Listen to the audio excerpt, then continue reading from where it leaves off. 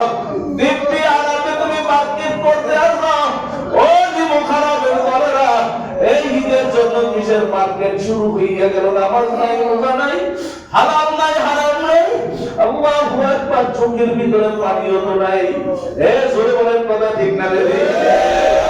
আনন্দ বাজারে ঈদুল ফিতরের আনন্দ একই সবার জন্য না। হাদিসের ভিতরে ধমকি আসছে বাজার, হাদিসের ভিতরে বরং চোখটা ধমকি আসছে, যারা না রোজা রাখো নাই তোমরা আমার ঈদগাহে আইসো না। জোরে বলেন কথা ঠিক না? আনন্দের রোজা না রাখা এই বাজারের ভিতরে মহিলাদের জন্য হাজার হয় না। অনেক সময় অনেক ব্যবসায়ীদের আক্তারে পর্যন্ত বাজার আল্লাহু আকবার বাজারে বসে দোকান ইফতার করতে হয়। বলে হুজুর একটা দিন আসেন দেখি ইফতার করি। আরে তাকাইয়া দেখি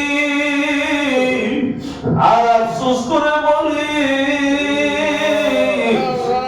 আরে শত শত মানুষ মহিলা সহকারে বাচ্চাদেরকে নিয়ে বাজারের মধ্যে, বাজার কই তোমার রোজা, কই তোমার নামাজ, কই তোমার ইফতারি, ওই মায়ের খবর কি অবস্থা কি?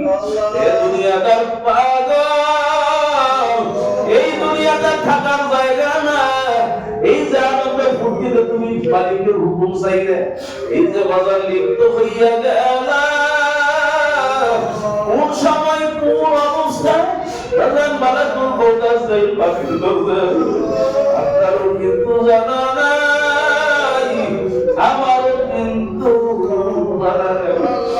আরে বড় আফসোস হয়, বাজার দুনিয়াতে মানুষ করে আছে প্রকৃত আমার মালিকের পাগল কয়জনকে পাবেন বাজার বলে? বাজার